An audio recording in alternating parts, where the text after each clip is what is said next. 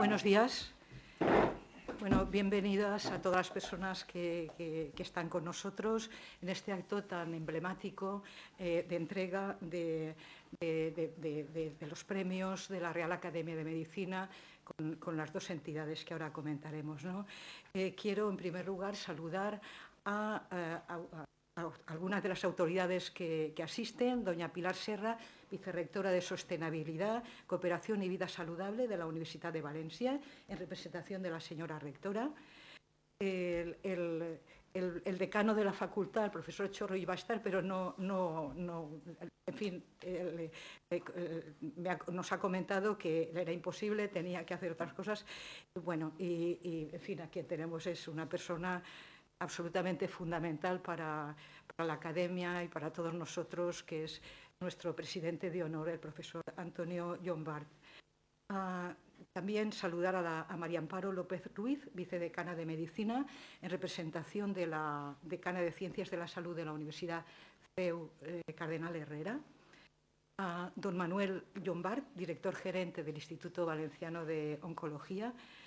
El doctor don Tomás Quirós, director médico de la misma institución, y don Carlos Andrés, jefe de servicio de farmacia de la citada institución. Excusan su asistencia a la rectora de la Universidad de Valencia, el rector de la Universidad Miguel Hernández de Elche y la rectora de la Universidad de Alicante. También la decana de la Facultad de Ciencias de la Salud de la Universidad CEU Cardenal Herrera, la presidenta del Ilustre Colegio Oficial de Médicos de Valencia y el presidente del Ilustre Colegio Oficial de Médicos de Alicante. Bien, naturalmente, dar la bienvenida y agradecer su presencia a todos los componentes de la Junta de Gobierno y a todos los excelentísimos, ilustrísimos académicos de esta Real Academia de Medicina de Valencia. Realmente personas que tengo aquí a mi lado, como el secretario general, el doctor Juan Beñarribes, y el vicesecretario general. Sí, muchas gracias. Bien, pues dicho esto, vamos a iniciar el acto, que tal y como ustedes conocen, lo primero que es usual en este tipo de actividades, le doy la palabra al vicesecretario para la lectura del acta de concesión de los premios de la Real Academia de Medicina de la Comunidad Valenciana.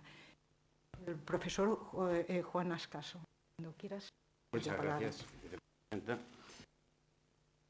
Reunidas el día 13 de diciembre de 2022 las comisiones para juzgar los trabajos presentados para los premios convocados por la Real Academia de Medicina de la Comunidad Valenciana 2022, decidieron conceder el premio de la Real Academia de Medicina, financiado por la Fundación Bancaja, al trabajo titulado Validación clínica de un test basado en el uso de histonas circulantes para el diagnóstico precoz, pronóstico y manejo de pacientes críticos con sepsis y shock séptico, cuyo autor premiado es José Luis García Jiménez.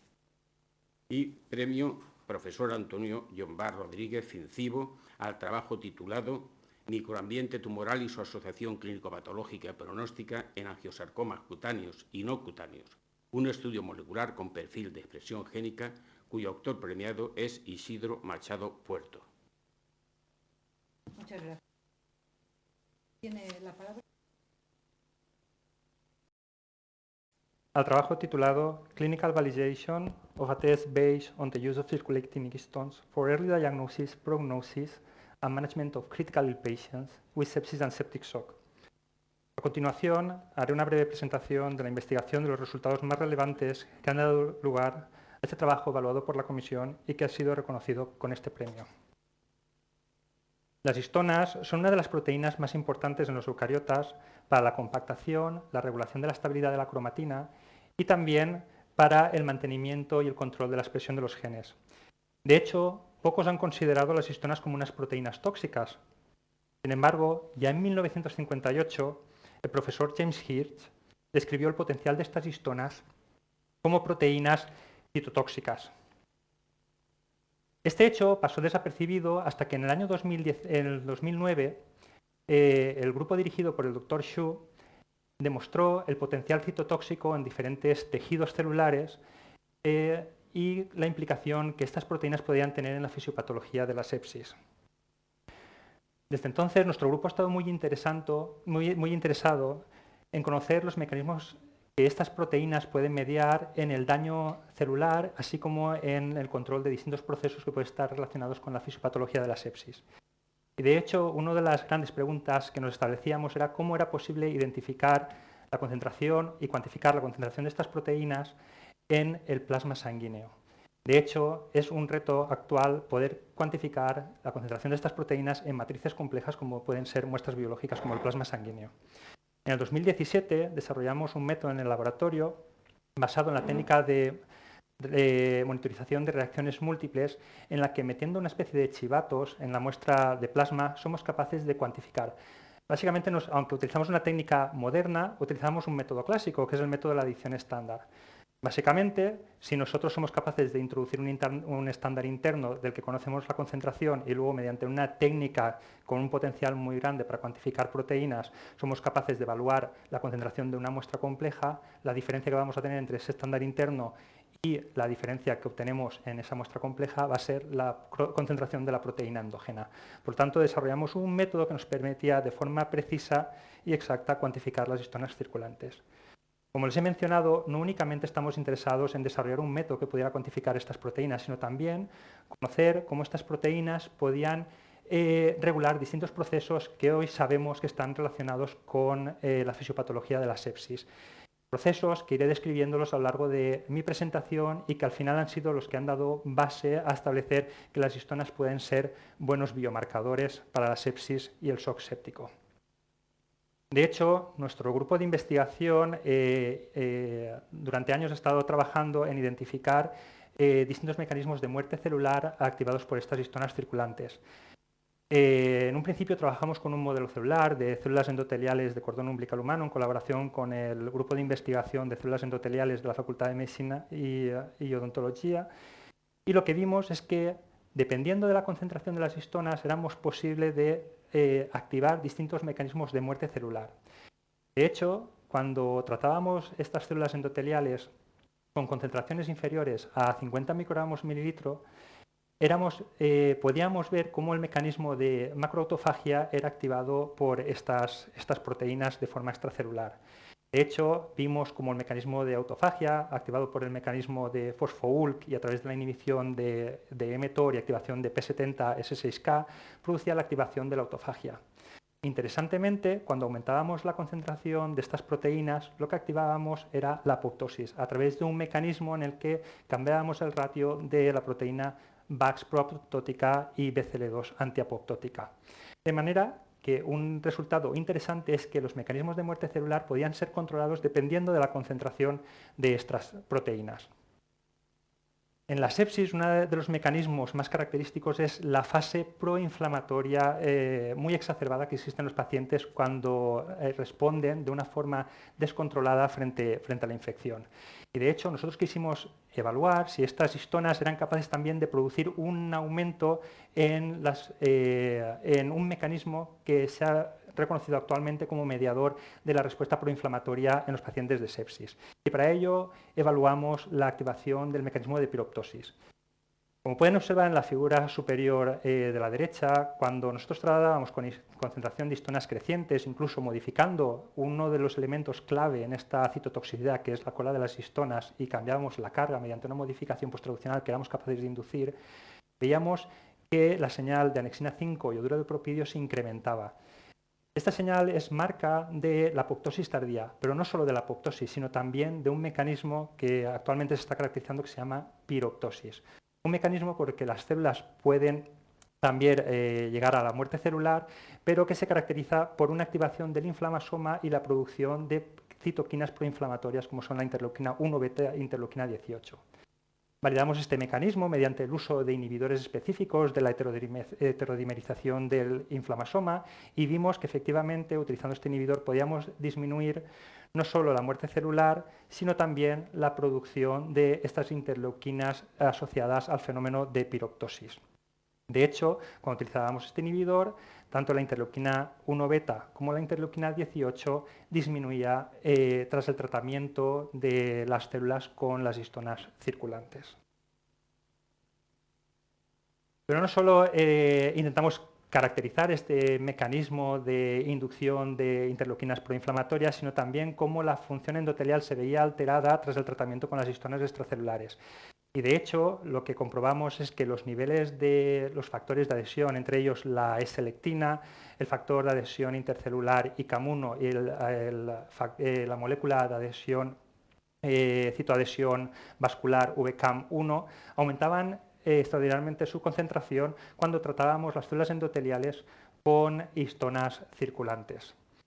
Ello nos daba a indicar que el endotelio era una diana de estas proteínas y que, por lo tanto, no solo la muerte celular, sino como los mecanismos inflamatorios, así como la desregulación de los factores de adhesión que controlaban la adhesión de los monocitos y los neutrófilos y también el fenómeno de transvasación de los monocitos al endotelio, se veía afectado por estos niveles de histonas circulantes. Quisimos evaluar esto también en los pacientes y, de hecho, vimos una asociación directa entre los niveles de estos factores de adhesión en plasma de pacientes y también los niveles de interleuquina 18 e interleuquina 1 beta, indicando que aquellos pacientes en un estado mucho más severo, que son los pacientes de shock séptico, tenían forma soluble estos factores de adhesión interleuquina 18 y ello se asociaba también con unos niveles muy elevados de histonas circulantes.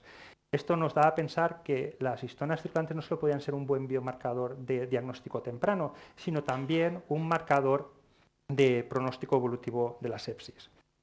Y eso es lo que quisimos evaluar en un estudio que fue el que evaluó la comisión del premio de la Real Academia, donde planteamos una validación clínica del método que habíamos desarrollado con los pacientes para validar en una cohorte de 89 pacientes formada por una cohorte de pacientes críticos ingresados en la UCI sin sepsis, una cohorte de pacientes con sepsis y una cohorte de pacientes de shock séptico, y ver si la medida de histonas circulantes en el momento de ingreso de los pacientes era predictivo de la evolución clínica de estos pacientes.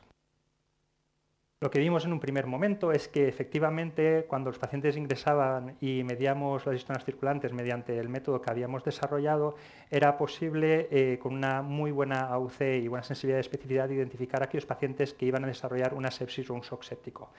De hecho, los mayores niveles de histona H2B se identificaron en aquellos pacientes que desarrollaban finalmente un shock séptico. Y la concentración de la histona H3 en particular identificaba a aquellos pacientes con un alto riesgo de fallecer durante su estancia en UCI. Hicimos una correlación de Spearman entre las distintas variables clínicas y los niveles de concentración de histonas, y lo que vimos es que existía una fuerte correlación positiva entre la concentración de las histonas circulantes y la escala secuencial de fallo orgánico, la escala SOFA. Además, vimos una correlación positiva con la concentración de lactato, que es uno de los criterios establecidos por el consenso de sepsis 3 para identificar a esos pacientes con shock séptico. También vimos que las histonas se asociaban con un elevado tiempo de tromboplastina parcial activado, también una disminución del índice QUIC, así como una disminución de las plaquetas por su consumo o porque estas plaquetas se están comenzando a agregar. También observamos un mayor riesgo en estos pacientes de formar trombos que podíamos medir con la formación del dímero D y una elevada correlación con los niveles de histonas circulantes, tanto H2B como H3. Y también una correlación positiva con la concentración de la histona H2B con la duración de la estancia en la unidad de cuidados intensivos de los pacientes. De hecho, como habréis comprobado en esta tabla de correlación, las mayores correlaciones se observan con estos parámetros relacionados con la coagulación.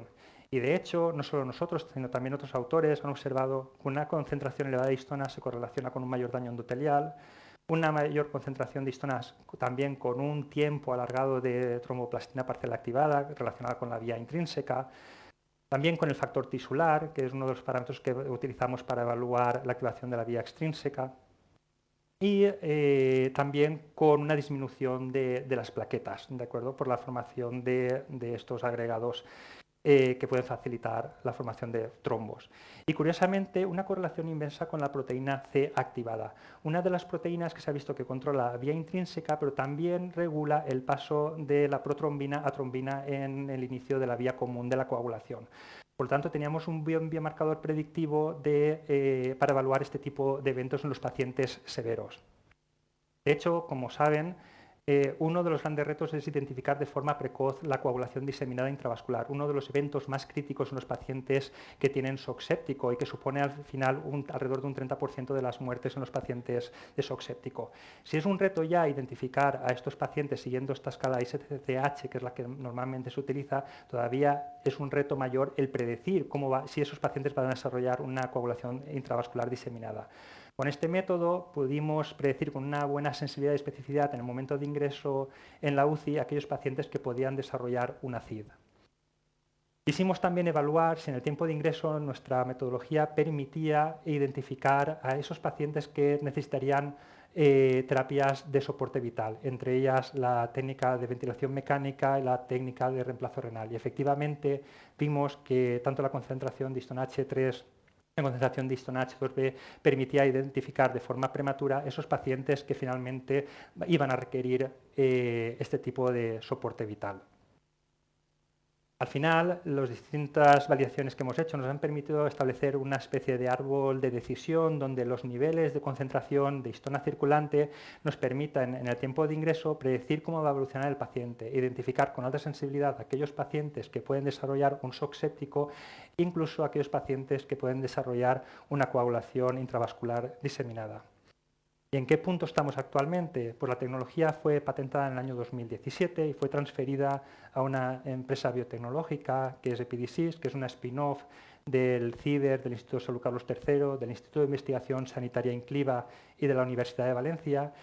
Y actualmente estamos desarrollando un estudio multicéntrico en colaboración con el Hospital Clínico de Valencia, el Vall d'Hebron, el Son Yasser y el Partaulí, donde reclutaremos más de 600 pacientes para validar clínicamente esta tecnología y, de acuerdo a la nueva directiva europea, poder obtener el marcado CE y VD y finalmente poder presentar esta como una posible solución de diagnóstico y pronóstico de la coagulación intravascular diseminada. Excelentíssima e il·lustríssima vicepresidenta de la Real Acadèmia, excelentíssims acadèmics, autoritats, professors, companys i amics, estimats familiars, vull expressar el meu agraïment per estar tots ací acompanyant-me en aquest acte. Especialment vull agrair al meu company, professor Salvador Mena, per el seu recolzament al llarg d'aquests anys, als meus mestres, el professor Joaquim Borràs i a la professora Glòria Alzuet, per ensenyar-me el mètode científic, a treballar en un laboratori, per convèncer-me a fer la tesi doctoral, que ara sé que va ser un gran encert. Al meu mestre i amic, el professor Federico Pallardó, per comptar amb mi com a membre del seu grup i ajudar-me, gràcies a la seva confiança en mi, a madurar com a investigador. Al professor Juan Viña, per animar-me a presentar la meva candidatura a aquest premi, però sobretot a la meva família, als meus pares, a la meva germana i a la meva estimada i benvolguda Lorena, per estar sempre al meu costat. Moltes gràcies.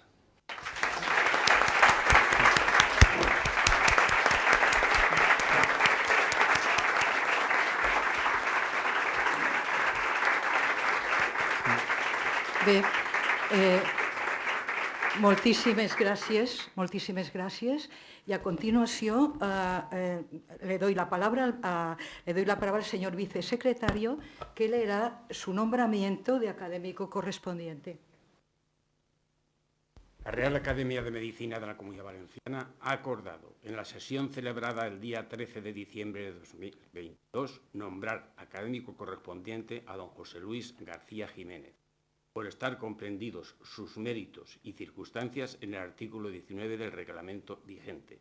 Valencia, 6 de junio de 2023, firmado por la presidenta y el secretario general.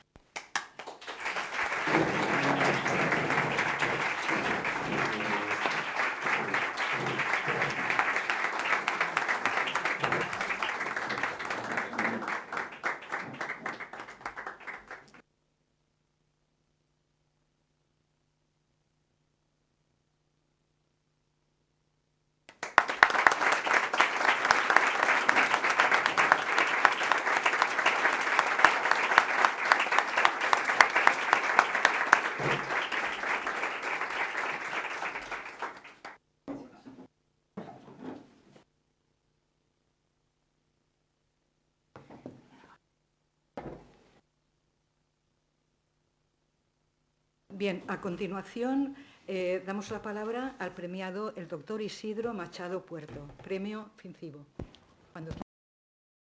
Buenas tardes a todos. Con el permiso de la señora excelentísima vicepresidenta de la Academia, ilustrísimos y excelentísimos académicos, autoridades, colegas y amigos, muchas gracias por participar en este acto y voy a hacer presentación del trabajo que presentamos para el premio. Entonces, disculpar por las diapositivas, las he puesto en inglés, aunque voy a hablar en castellano. Solo lo he puesto en inglés porque algunos colegas que trabajamos en conjunto de Estados Unidos querían ver la presentación y para que al menos vean las diapositivas en inglés. Entonces, el título de nuestro estudio es Microambiente tumoral y su asociación pronóstica clínico-patológica en angiosarcomas cutáneos y no cutáneos, un estudio molecular con expresión genómica. Estas son las tres instituciones donde yo trabajo: el Instituto Valenciano Oncológico, Patológica y la Universidad de Valencia. Vamos a hacer una breve introducción, materiales y métodos. Hablaremos de los resultados de discusión y conclusiones. Y para introducir, para llegar al término angiosarcoma, tenemos que remontarnos al libro de la Organización Mundial de la Salud, el último, que es la edición del 2019, donde clasifican los tumores vasculares en una serie de neoplasias. Pero si lo vemos así, de esta manera, quizás nos podamos confundir porque no sabemos la evolución que puedan tener estos tumores. Los miembros de esta institución tuvieron el gran detalle de separar las neoplasias por benignas de grado intermedio y malignas, y los angiosarcomas realmente representan las neoplasias malignas de tipo vascular. Los angiosarcomas en general son tumores difíciles de estudiar porque hay una baja incidencia de estos tumores y geográficamente están muy dispersos en la población internacional. Son tumores muy agresivos que frecuentemente hacen recurrencia local y tienen el potencial para provocar metástasis ganglionar y a distancia. Se pueden localizar en piel y es lo que llamamos angiosarcomas cutáneos, que es un término que insistiremos a lo largo de la charla, y localizaciones no cutáneas, que serían los localizados en partes blandas y en vísceras. Estos tumores pueden ser primarios o secundarios. Los secundarios, sobre todo, son secundarios a posradiación, como este caso, que es un angiosarcoma por radiación en un carcinoma de mama, postsecundario al linfedema, que es el síndrome de Stewart-Treves en este paciente con una linfadenectomía que ha hecho un angiosarcoma de la mano, y una variante que se ve muy frecuente recientemente por la incidencia de la luz ultravioleta, que es el angiosarcoma de cabeza y cuello, que es el síndrome de Wilson-Young. Realmente la terapia de los angiosarcomas es muy difícil porque son tumores refractarios. La cirugía con márgenes libres es lo que habitualmente se hace. La respuesta al tratamiento químico y radioterápico es baja, la supervivencia es pobre. Por lo tanto, es necesario encontrar alternativas urgentes de tratamiento, particularmente en enfermedad metastásica y en tumores irresecables. En un trabajo reciente de 2022, un grupo de Estados Unidos, de Rosenbaum, descubrió que tumores con una alta tasa de mutacional, sobre todo angiosarcomas localizados en cabeza y cuello, podrían ser susceptibles a tratamiento con inmunoterapia.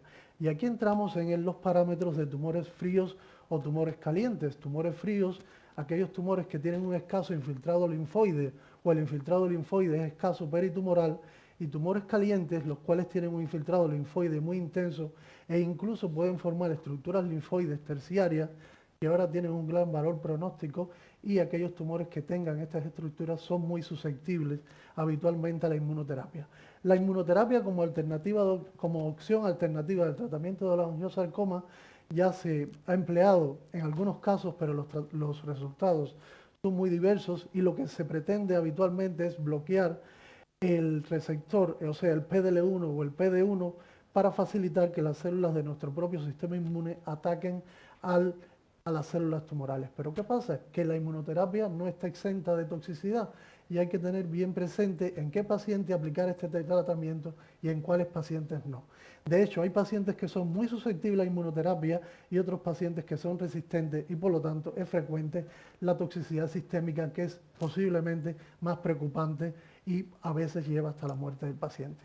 Hay un trabajo relativamente reciente e interesante donde se vio que carcinomas de células escamosas mostraban un índice de mutación o carga mutacional alta, y en este gráfico vemos que son los tumores que tenían una tasa de respuesta terapéutica en inmunoterapia muy alta. Y es curioso, porque los carcinomas escamosos, parecidos a los angiosarcomas, tienen una tasa de señalización genómica de radiación ultravioleta. Estos son casos del IVO, cortesía del doctor Javier Lavernia, que está aquí ahora, de pacientes tratados con inmunoterapia de carcinoma escamoso que posterior a 4 y a 8 ciclos de un anti-PD1, fíjense cómo prácticamente ha desaparecido la neoplasia. De la misma manera, otro paciente con un carcinoma de células escamosas bastante avanzado, se le aplicó tratamiento con inmunoterapia y después de 13 ciclos prácticamente la lesión aparece.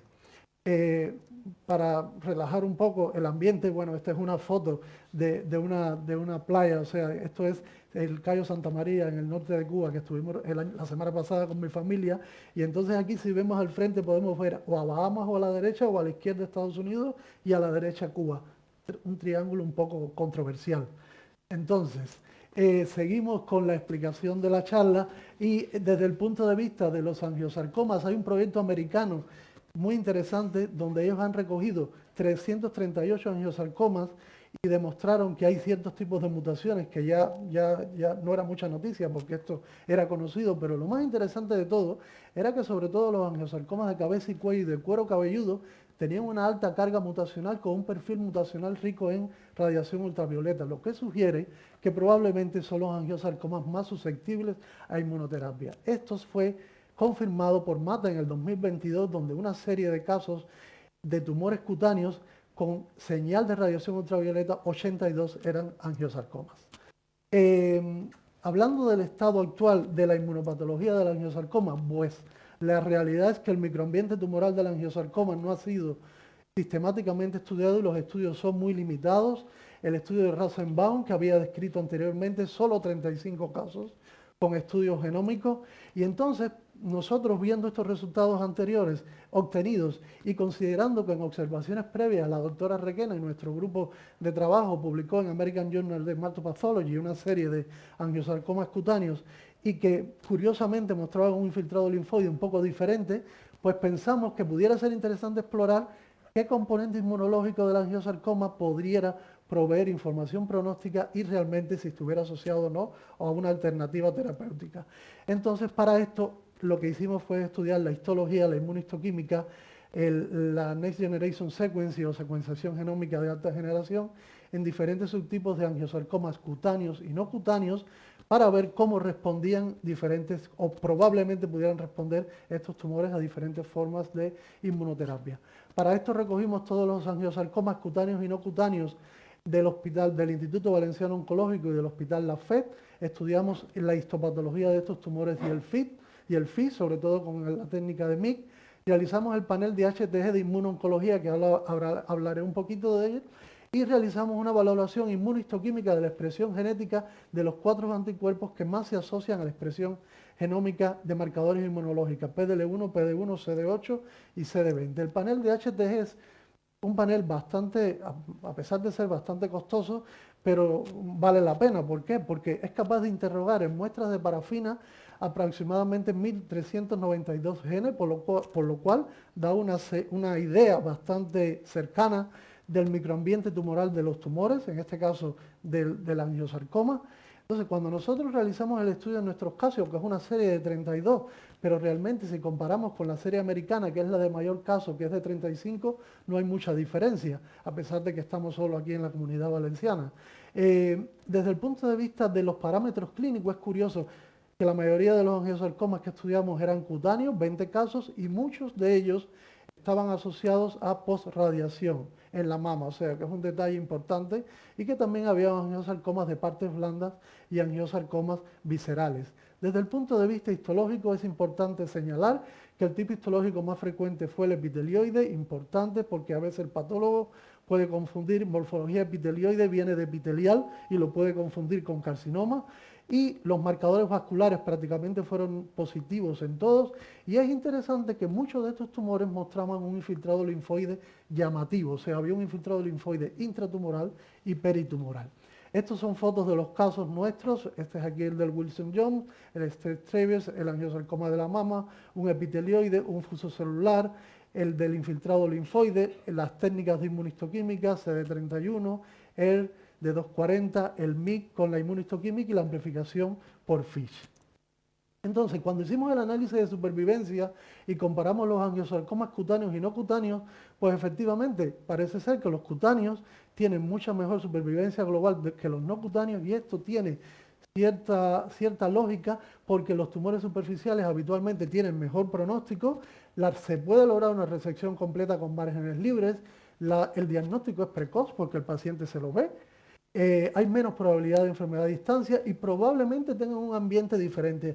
A mí me dio mucha alegría porque justamente la semana pasada el grupo de los colegas japoneses de Fukuoka describieron una serie de 104 casos, y cuando hace un análisis multivariante de los factores pronósticos del peor pronóstico, sale que el angiosarcoma no cutáneo tiene significativamente peor pronóstico, o sea que confirma nuestros resultados. Cuando hacemos el estudio de HTG o de perfil de expresión genómica, siempre aquí tendremos casos en rojos y casos en azul. En este caso los cutáneos son rojos y los azules son no cutáneos. Encontramos de manera significativa un perfil de expresión muy diferente entre los angiosarcomas cutáneos y no cutáneos, que cuando analizamos el mapa caliente o heat map score en los tumores, llamaba la atención que los cutáneos tenían un perfil de expresión de células T muy llamativa comparada con los tumores no cutáneos, al igual que curiosamente cuando comparábamos los tumores con expresión del MYC o tumores sin amplificación del MYC, los que tienen amplificación del MYC son rojos y los azules los que no tienen amplificación del MYC. Y fíjense aquí, cuando reducimos la cantidad de genes, cómo hay dos grupos perfectamente separables en este análisis de HTG genómico. Por lo tanto, los tumores con amplificación del MYC parece que evolucionan de manera diferente a los tumores sin amplificación del MYC. De la misma manera, el mapa de Heat Map Score muestra que los tumores con amplificación, sin amplificación de MYC tenían mayor inmunoscore, lo que está un poco relacionado con lo que habíamos hablado anteriormente. Lo mismo sucede cuando comparamos los angiosarcomas de cabeza y cuello de los angiosarcomas no de cabeza y cuello. No de cabeza y cuello azul, cabeza y cuello rojo. Importante, fíjense aquí cómo incluso aún teniendo 135 genes, ya es significativo que se separan dos grupos, pero aún más cuando restringimos el número de genes se hace mucho más significativo. Esto quiere decir que los angiosarcomas de cabeza y cuello tienen un comportamiento muy diferente a los angiosarcomas no de cabeza y cuello, como ya se había publicado en carcinomas de células escamosos y en otros tumores. Igual que el mapa Heat Map Score demuestra que los de cabeza y cuello tienen mayor inmunoscore, lo que está muy relacionado con la diapositiva anterior. Si vamos un poco a ver desde el punto de vista por qué es importante siempre cuando uno hace un estudio genético validarlo con otra técnica, nosotros lo validamos con la técnica de inmunistoquímica realizando estos anticuerpos, y si vemos, curiosamente aquí, si vemos así de manera global sin poner nada, el primer caso tiene un infiltrado linfoide, aquí llamativo de CD8, pues probablemente sea cutáneo, yo lo sé porque tiene aquí la piel, pero bueno, si efectivamente es un angiosarcoma cutáneo que tenía alto inmunoprofile de HTG. El segundo caso es un angiosarcoma no cutáneo con un bajo profile de HTG y sin infiltrado inmune. El tercer caso, a pesar de ser cutáneo, no estaba amplificado el MYC y tenía un alto inmunoprofile y había un alto infiltrado linfoide. Este caso de arriba parece ser un angiosarcoma o es un angiosarcoma cutáneo de no cabeza y cuello con baja infiltrado linfoide y sin un perfil alto, y estos dos curiosamente son angiosarcomas cutáneos de cabeza y cuello con un infiltrado linfoide bastante llamativo, bastante importante, sobre todo de CD20, lo que habla a favor que parece ser que son los tumores más inmunogénicos. Aquí vemos la correlación entre la inmuno y el perfil genómico, donde el que más significativamente nos da correlacionado es el CD20, y esto tiene su cierta lógica porque para nosotros, si yo presento estas tres fotos, evidentemente yo creo que aquí todo el mundo la que más fácil puede distinguir es la de arriba, que es el CD20. O sea que es muy fácil para el patólogo diferenciar estos casos. También correlacionamos prácticamente todos los casos con MYC, tenían, o sea, expresión también de MYC por el perfil genómico, y los casos con amplificación, los casos que no tenían amplificación de MYC estaban enriquecidos en linfocitos T, de manera similar a los casos de cabeza y cuello, donde estaban enriquecidos con linfocitos T, a diferencia de los casos con MYC amplificado o no de cabeza y cuello, que estaban enriquecidos sobre todo con células endoteliales. O sea que parece que van por vías diferentes. Concluyendo, Existe un alto grado de heterogeneidad tumoral en los angiosarcomas cutáneos y no cutáneos. Los angiosarcomas cutáneos, los angiosarcomas sin amplificación de MYC y los angiosarcomas localizados en cabeza y cuello son los que son los subtipos, parece ser los subtipos más inmunogénicos y por lo tanto más susceptibles a la inmunoterapia. Este patrón contribuye a distinguir realmente dos patrones de angiosarcoma basados en el microambiente tumoral, tumores fríos y tumores calientes, los cuales servirían al oncólogo para la estratificación y las decisiones terapéuticas. Es importante siempre tener, porque todo el mundo no tiene acceso, bueno, esto de hecho nosotros lo hemos podido hacer por una beca, porque el método de HTG es un método extremadamente caro. Por lo tanto, es importante tener una técnica de inmunistoquímica sustituta que permita determinar a cualquier nivel y en cualquier localización la presencia de tumores inmunogénicos o tumores susceptibles a inmunoterapia. Y por supuesto siempre es necesario realizar y confirmar todos estos análisis en series de mayor casuística para comprender la diferencia entre angiosarcomas de diferentes niveles. Y para esto ha surgido el proyecto Imperas, que Imperas cuando uno lee la palabrita le da la impresión de que es un imperio o que es imperativo o que puede ser un poco ofensiva la palabra, y es todo lo contrario. Realmente Imperas significa impacto en la supervivencia y calidad de vida de la revisión centralizada del diagnóstico anatomopatológico del sarcoma, del cual el Instituto Valenciano Oncológico forma parte como centro revisor, y realizamos también sesiones educacionales internacionales, componentes de Estados Unidos, de América, de Europa, de países que jamás pensamos tener relación, como Australia, Nueva Zelanda e incluso China, que no solo se caracteriza por tener grandes tiendas, sino por también tener grandes avances en la comunidad científica. Entonces, para concluir, yo quería poner esta foto porque creo que cuando investigamos siempre nos encontramos rocas difíciles de atravesar, muy puntiagudas, que a veces son muy dolorosas, que nos bloquean, etcétera, etcétera, pero siempre encontramos el camino abierto y este camino abierto siempre es de agradecer a todas las personas que han contribuido a esta investigación.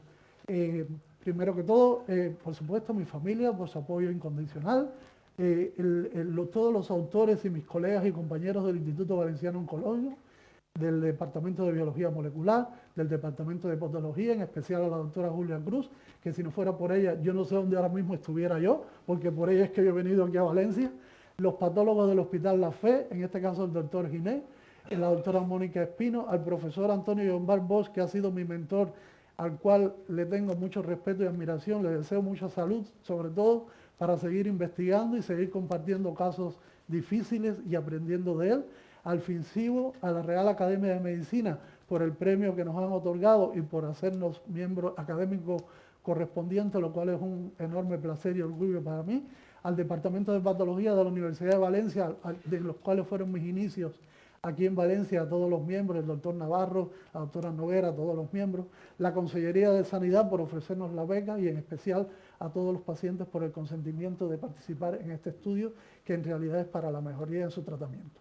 Simplemente acabar en que este trabajo recientemente está impreso en American Journal of Clinical Pathology, que es una revista americana aparentemente buena y que bueno, que nos agrada que lo hayan aceptado. Muchas gracias a todos por estar y nada, con eso concluimos.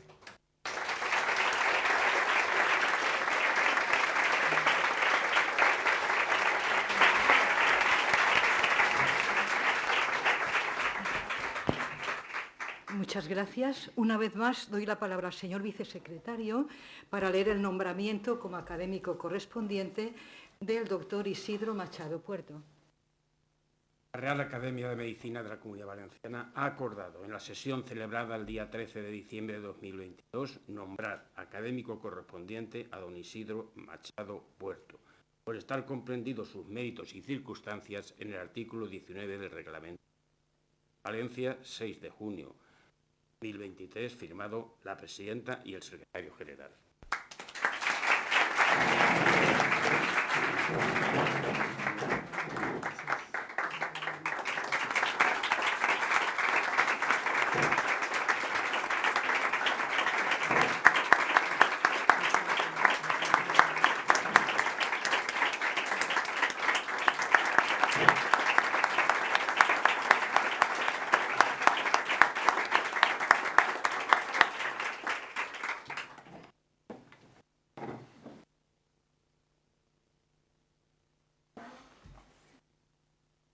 Bien, muchas gracias. He de decir, en primer lugar, que estoy aquí presidiendo este acto tan emblemático para nosotros en nombre de la presidenta de la Real Academia de Medicina de la Comunidad Valenciana, la doctora Carmen Leal Cercós, que por motivos de salud, absolutamente nada importantes, no ha podido estar. Por lo tanto, bueno, pues ella es la que debería haber estado presidiendo este acto y, naturalmente, bueno, pues nos acordamos mucho de ella. Bien, en primer lugar, dar las gracias por los trabajos excelentes que han sido premiados con todo merecimiento. Yo quería hacer unas brevísimas reflexiones sobre el tema de la importancia de la ciencia. La ciencia probablemente es la mayor fuerza liberadora a disposición de las personas, liberadoras de errores, de mitos. Es uno de los mejores instrumentos, naturalmente no el único, que poseemos los humanos para resolver los problemas relacionados con la naturaleza que nos rodea. Un instrumento maravilloso de conocimiento y actuación que también tiene, naturalmente, sus límites. Juega un papel fundamental la ciencia, del cual se beneficia el conjunto de la sociedad, genera nuevos conocimientos, mejora la educación y aumenta nuestra calidad de vida. La ciencia debe responder a las necesidades de la sociedad y a los desafíos mundiales. La ciencia es descubrir y entender el mundo, nunca dejar de ser curiosos y, sobre todo, preguntarse el porqué de las cosas. Y un ejemplo muy paradigmático son los dos excelentes trabajos que aquí se han presentado, ¿no? La cultura, en el sentido amplio del término, es todo aquello que ocurre en una comunidad. La cultura científica necesita más ayuda de los poderes públicos, de las instituciones públicas y privadas, una ayuda sistemática, constante. Como se ha señalado, es preciso que la ciencia forme parte en España de nuestro discurso civil, que haya un consenso ético que sea fruto de un debate social ilustrado y enriquecido por saberes como la filosofía, la historia, la cultura y las lenguas clásicas, que han ennoblecido a los seres humanos y que son fundamentales, por ejemplo, para establecer lo que es ético en ciencia y tecnología y lo que no lo es, sobre bases sólidas y rigurosas. Que de ese modo no podamos hablar de la existencia de dos culturas separadas, como señaló Charles Snow, por un abismo de profunda incomunicabilidad, la cultura científica y la cultura humanística, ¿no? Las Reales Academias de Medicina, que desde su fundación, en el caso de las españolas, en 1831, han ido adaptándose con mejor o peor fortuna a los diferentes contextos científicos, sociales, de todo tipo que se han ido produciendo. En sus inicios, por ejemplo, ante la ausencia de lo que en el mundo más contemporáneo tenemos, que son las sociedades científicas, fueron realmente promotoras de modernidad, de novedades, de relación con la ciencia europea, de aquel momento más puntera en el mundo centroeuropeo o en el mundo anglosajón también, ¿no?